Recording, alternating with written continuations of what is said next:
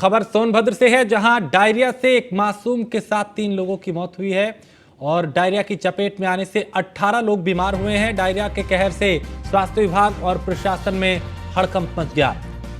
जुड़िया गांव में डायरिया का प्रकोप है, जहां डायरिया फैलने से हड़कंप मच गया। डॉक्टर नरेंद्र सरोज के नेतृत्व में स्वास्थ्य विभाग की टीम गांव पहुंची और कैंप लगाकर मरीजों का इलाज किया जा रहा है, जांच की जा रही है, उन्हें दवाएं दी जा रही है।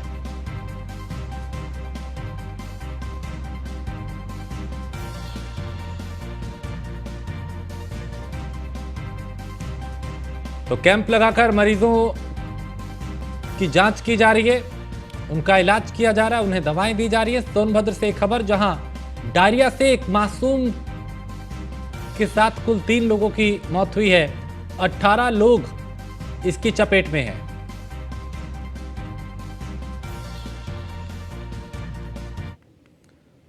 और उन्नाव में भारी बारिश के चलते रहा कच्चा मकान के मलबे में दबने से मां बेटी घायल। ग्रामीणों ने दोनों को अस्पताल में भर्ती कराया है। सूचना मिलते ही मौके पर एसडीएम अतुल कुमार पहुंचे और रेस्क्यू करके घायलों को नजदीकी अस्पताल में भर्ती कराया गया। तो मकान के मलबे में दबने से मां बेटी घायल हो गई, जिन्हें ग्रामीणों ने तुरंत मलबे से निकाला और नजदीकी अस्पताल में भर्ती कराया।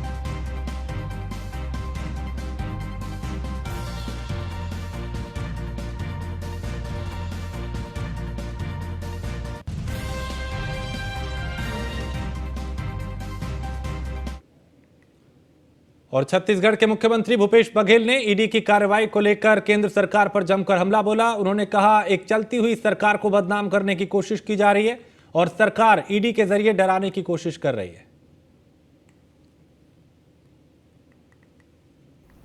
पूरे प्रकरण मेरे पास पूरे केस हैं, मैं आपको कॉपी दे दूंगा कि हमने क्या क्या कार्रवाई की। और उसके बाद हमने खुद ही कहा इसमें जांच करें, लेकिन वो सीधा जो मुख्य आरोपी हैं, जो मुख्य खिलाड़ी हैं, जो ऐप चला रहे हैं, वैसे भारत सरकार करी क्या 28% जीएसटी दे दें फिर सब लीगल, क्योंकि वो क्रिकेट में भी कर रहे हैं और सब में वो सब बेट करा रहे हैं। तो उनको पकड़ने के बजाय केवल राजनीतिक जिससे लाभ मिल सके भारतीय जनता पार्टी को, उन पे आप कार्रवाई कर रहे हैं। आपका उद्देश्य जनता के पैसा बचाना नहीं है, आपका उद्देश्य यह है कि अपने आका को खुश करने के लिए राजनीतिक द्वेषवश कार्रवाई करना है। सर मेरा सवाल है,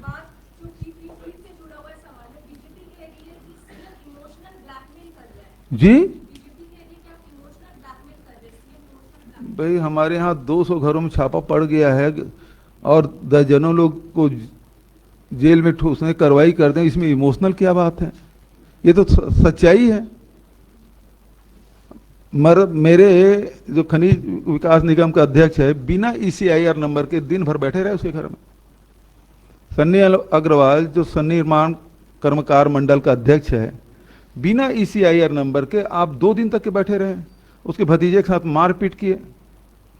तो ये नहीं लगता कि बिना अपराध के आप किसी घर में घुस रहे हैं? बिना ईसीआईआर के आप माइनिंग डायरेक्टर को बोलते हैं कि कितने आप डीएमएफ में काम हुए उसकी जानकारी दो। आप जो रजिस्ट्री ऑफिस है उसमें आप कर रहे हैं कि पूरे प्रदेश में जितनी रजिस्ट्रियां हुई है उसकी हमको कॉपी दो। किस तहत मांग रहे हैं आप? यदि केस कोई पर्टिकुलर केस है, इस केस से संबंधित इन व्यक्तियों के द्वारा कितनी संपत्तियां अर्जित की गई, कितनी रजिस्ट्री की गई, यदि ये मांगते तो समझ आता कि ये सही तरीका है। लेकिन पूरे प्रदेश में चाहे कोई भी खरीदे हो, उसकी संपत्ति की जानकारी मांगो, तो आपका मैनिफेस्ट इंटरेस्ट नहीं है। सर मेरा सवाल है जी सर, यहाँ पे आपके ओएसडी से लेके सलाहकार सब ईडी की चपेट में आ रहे हैं, तो क्या अगला नंबर भूपेश बघेल का है? और अगर ऐसी परिस्थिति पैदा होती है तो क्या आपको लगता है अगर ये सियासी साजिशें हैं तो इसके सियासी मायने क्या होंगे चुनावों में? देखिए, हम लोग ना छत्तीसगढ़ के लोग हैं, मरने से नहीं डरते, न जेल जाने से डरते। नक्सलियों ने इतना मारा है लोगों को, हमारे प्रथम पंक्ति के सारे नेता शहीद हो गए और इन्हीं शासन काल में हुआ है। तो हम लोग मरने से भी घबराते नहीं। पूरे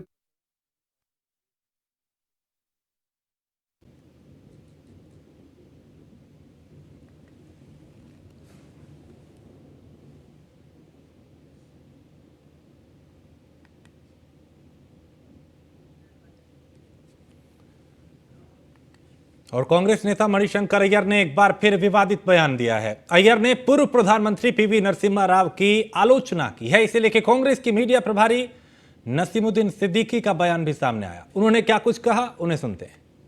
प्रदेश कांग्रेस को नए प्रदेश अध्यक्ष मिल चुके हैं, यानी कि उनके नेतृत्व में अब काम होना। ऐसे में बातचीत करने को नसीमुद्दीन सिद्दीकी जी हमारे साथ हैं, जो कि वरिष्ठ नेता हैं। सर, किस तरीके से देख रहे हैं आप?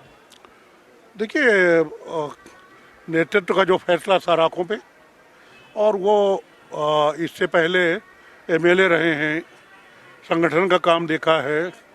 मोदी जी जैसे व्यक्ति के खिलाफ 2 बार पार्लियामेंट का चुनाव लड़े हैं।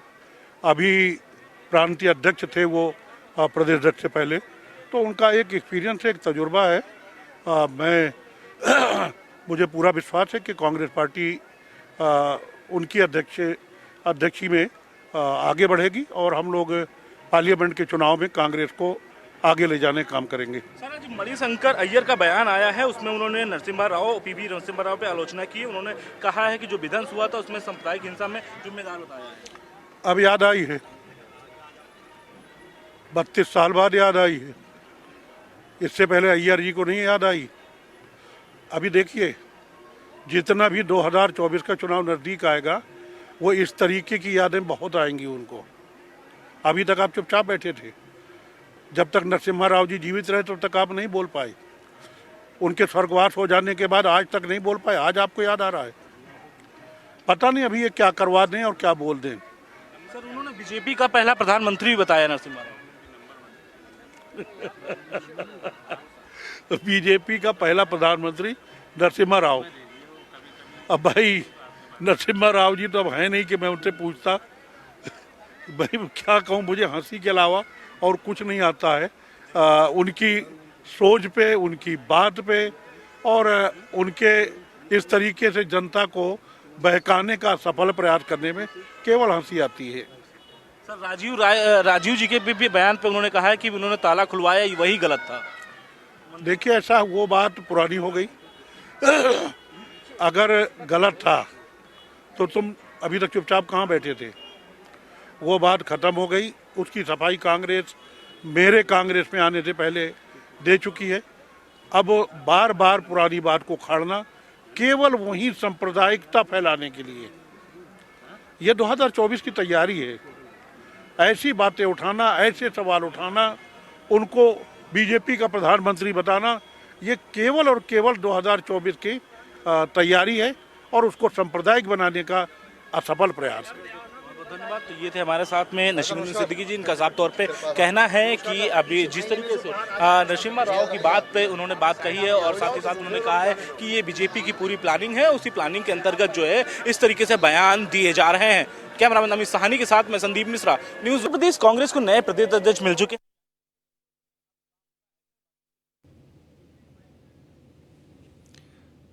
और कांग्रेस के नवनिर्वाचित प्रदेश अध्यक्ष अजय राय का गाजे बाजे के साथ कार्यभार शपथ ग्रहण हुआ और इसके बाद कांग्रेस विधानमंडल दल की नेता आराधना मिश्रा ने कहा कि सबसे ज्यादा अनुशासन सिर्फ कांग्रेस पार्टी में ही है।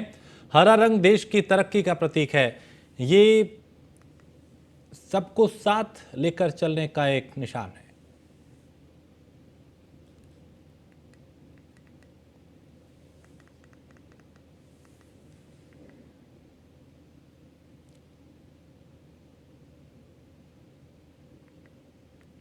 और कांग्रेस का सिपाही जो स्वतंत्रता संग्राम सेनानी के रूप में उनके पीछे पीछे चलकर जिन्होंने अपना सर्वस्व न्यौछावर कर दिया पर इस देश को आजादी दिलाई।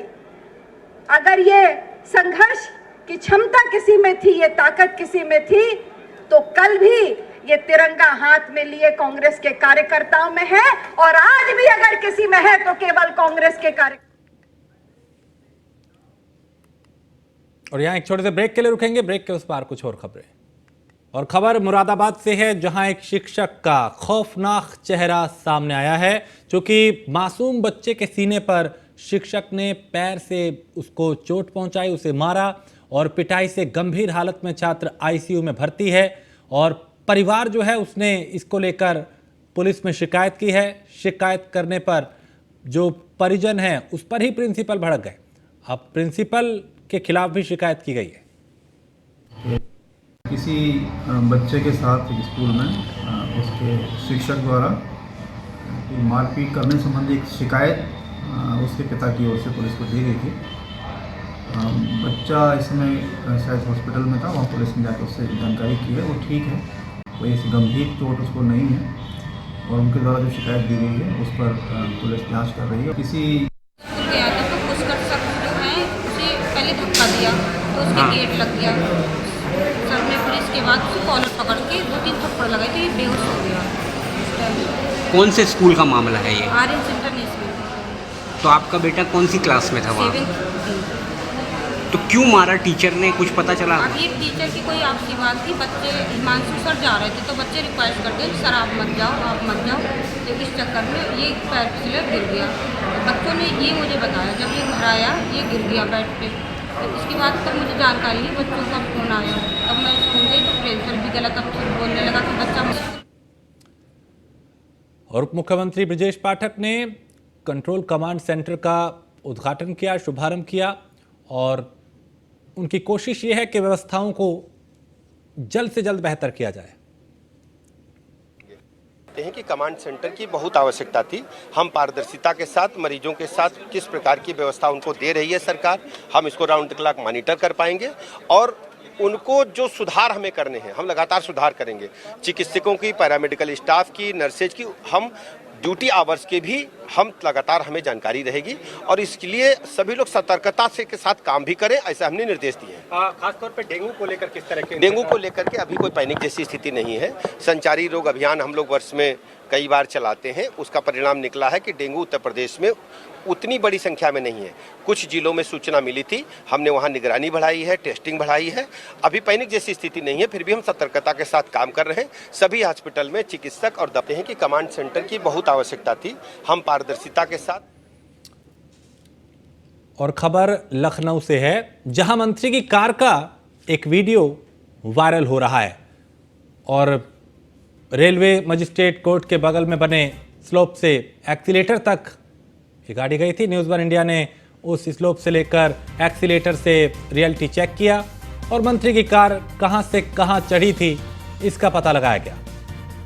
तो चारबाग रेलवे स्टेशन से ऑटो चलाने वालों ने बताया, इस बात की जानकारी दी कि एक्सीलेटर तक किसी भी मंत्री व अधिकारी की गाड़ी नहीं जाती है और रेलवे की अपनी कूड़ा उठाने वाला या लोडर गाड़ियां ही स्लोप से चढ़ती हैं।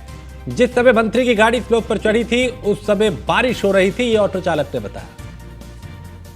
न्यूज़ 1 इंडिया की टीम इस समय मौजूद है चारबाग रेलवे स्टेशन की जो बड़ी लाइन है, हमारे ठीक पीछे रेलवे मजिस्ट्रेटियल कोर्ट है और उसके आगे अगर हम बात करें तो हम लोग इसलिए यहाँ पर पहुँचे हैं क्योंकि हम रियलिटी जानना चाहते थे कि जो सुबह वीडियो वायरल हुआ है, उत्तर प्रदेश सरकार में मंत्री हैं, उनकी गाड़ी जो कार थी वो कहीं ना कहीं ये जो आप एक्सीलेटर देख रहे हैं इसी से चढ़कर ऊपर चली गई थी।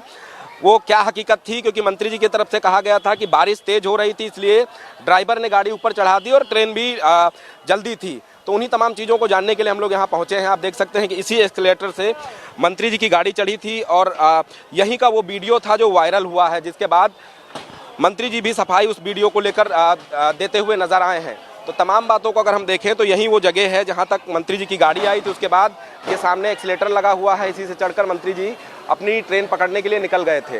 तो सुबह सुबह का ये वाकया है जब ये वीडियो यहाँ से वायरल होता है और मंत्री जी की गाड़ी यहाँ पर आकर रुकती है। हालांकि सफाई में बताया गया है कि बारिश तेज हो रही थी, इस वजह से ड्राइवर ने गाड़ी सीधा एक्सीलेटर के पास रोकी और आप देख सकते हैं कि यही वो एक्सीलेटर है जहाँ से मंत्री जी चढ़कर गए थे और इसी जगह पर मंत्री जी की जो कार थी वो रुकी थी। तो देख सकते हैं कि सीधा ये प्लेटफॉर्म पर ले जाकर एक्सीलेटर उतारता है और इसके आगे इस लाइन को अगर हम बात करें, इस लाइन को चारबाग की बड़ी लाइन के नाम से जाना जाता है, जहां पर हर दिन हजारों की तादाद में यात्री यात्रा करते हैं।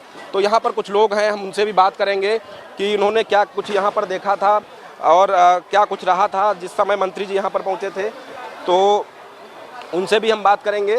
तो ये वो इलाका है जहाँ पर मंत्री जी की गाड़ी सुबह पहुँची थी और बहुत तेज़ी के साथ जो वीडियो है वो सोशल मीडिया पर वायरल हुआ है। कहीं ना कहीं लोगों का आरोप था कि जहां आम जनता, हालांकि एक तस्वीर और दिखाएंगे कि इसी जहां से आप देख सकते हैं कि ये जो लोडर है वो चढ़ रहा है, इसी जगह से मंत्री जी की गाड़ी भी चढ़ी थी। तो आम दिनों में अमूमन देखा जाता है कि यहाँ पर आम जनता के लिए या दिव्यांगजनों के लिए जो व्हील चेयर होती है उससे उनको यहाँ ऊपर लाया जाता है और जो लोडर गाड़ियाँ हैं वो यहाँ लाई जाती हैं और देख सकते हैं कि एक गाड़ी आई है जो यहाँ से रेलवे स्टेशन का जो कूड़ा कचरा होता है उसको उठाकर यहाँ से ले जाते हैं। तो ठीक इसी जगह से मंत्री जी की कार भी जो है गुजरी थी और आगे ठीक सामने हमारे एक्सीलेटर है और यहाँ पर तमाम लोग हैं, इनसे भी बात करेंगे कि इन्होंने क्या उस समय देखा था या इन्होंने क्या सुना है। उन तमाम चीज़ों को हम देखें तो सुबह सुबह जब गाड़ी आई तो यहाँ पर क्या हुआ था? भैया हमने सुबह देखा नहीं है। क्या सुना है? सुना है कि किसी मंत्री जी की गाड़ी यहाँ तक आई है। यहाँ आम आदमी की गाड़ी यहाँ तक आई? नहीं, किसी की नहीं। गाड़ी पर रोड तक रहती है, बाकी पैदल चलने के लिए आई है। जो लोग बता रहे थे क्या उस समय बारिश हो रही थी जब गाड़ी यहाँ चढ़ी? हाँ, पानी गिर रहा था, जिस टाइम पानी गिर रहा था। और भी लोग हैं, हम इनसे भी बात कर लेंगे कि इनका क्या कहना है, इन्होंने क्या सुना, क्या देखा। उन तमाम चीज़ों को लेकर हम अभी, और जो लोग यहाँ पर काम करते हैं, ऑटो रिक्शा चलाते हैं या फिर यहाँ आसपास ही रहते हैं, जिनका रोज़ आना जाना है, उन लोगों से भी हम जानने का प्रयास करेंगे। हम लोग ऑटो चलाते हैं, हम लोग यहाँ 12 घंटे रहते हैं, लेकिन कल ऐसा इत्तेफाक था कि हमने देखा नहीं लेकिन सुना जरूर है कि गाड़ी यहाँ तक आई है। आपने क्या सुना, क्या देखा? जी, जो ये उन्होंने बताया वही हम भी ने भी सुना है अभी, क्योंकि हमें इस बारे में मालूम था नहीं। अभी यहाँ पे जब हम पहुँचे हैं तब इस बात को हमको मालूम हुआ कि हाँ मंत्री जी की गाड़ी आई थी, क्योंकि यहाँ गाड़ियाँ ऊपर नहीं आती हैं कि नीचे जाती हैं। जीना है बना हुआ है, जो गाड़ियाँ खड़ी हैं या 4 व्हीलर वगैरह यही तक आती है। जो छोटी गाड़ी होती है वही गाड़ी कूड़ा वाली है, जो सामान या लेके आती है टीटी लोगों का, वो गाड़ी आने जाने के लिए बस। कुल मिला के कहा जा सकता है रेलवे के जो कर्मचारियों के लिए गाड़ी है या कूड़ा उठाने की? छोटी गाड़ी जैसे ये जा रही है, अभी आई है यही गाड़ी, जो छोटा डाला टाइप का है। बाकी किसी मंत्री और किसी विधायक की गाड़ी यहाँ अलाउ नहीं। आम दिनों में बस वो सीढ़ी जो सामने दिख रहा है उसके उस पार रुकती है, वहीं तक है, चाहे कोई भी आए। रेलवे का अधिकारी आता है वो भी वहीं तक। देख रहे हैं लगातार जो है आर्मी की गाड़ियों का भी आना जाना लगा रहा है। कोई नहीं जाएगा, ऊपर कोई नहीं आता है, सब यहीं पे। ये जो जीना दिख रहा है इसके नीचे, बस हाँ, जीने के नीचे जो है, जो भी किसी की आबकारी गाड़ी आती है तो जीने के नीचे ही रहती है। तो जो मंत्री जी की तरफ से वीडियो वायरल होने के बाद जो सफाई दी गई है, उनका कहना है कि बारिश तेज़ थी इसलिए ड्राइवर जो है एक्सीलेटर तक गाड़ी ले गया था। हालांकि यहाँ जो रोज़ ऑटो रिक्शा चलाते हैं उनसे जब हमने बात की तो उनका कहना है कि आम दिनों में चाहे वो बरसात हो या गर्मी का मौसम हो, चाहे जो अधिकारी हो, चाहे वो रेलवे विभाग का हो या आर्मी से जुड़ा हुआ अधिकारी हो, उन सभी की गाड़ियां नीचे जो सीढ़ियां हैं उसके ठीक बगल में रुकती हैं। उसके बाद वो पैदल उतरकर एक्सीलेटर तक जाते हैं।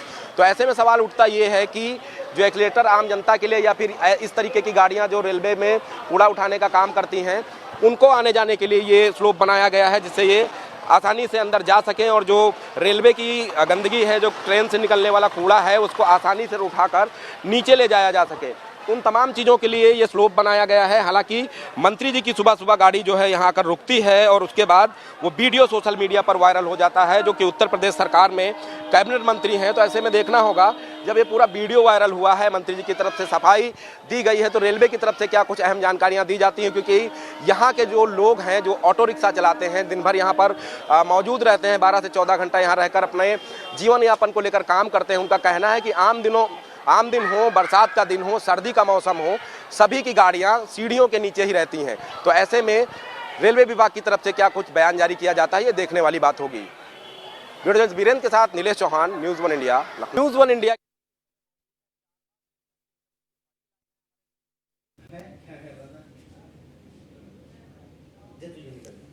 और इसी के साथ इस बुलेटिन में फिलहाल इतना ही। आप बने रहिए न्यूज़ 1 इंडिया के साथ।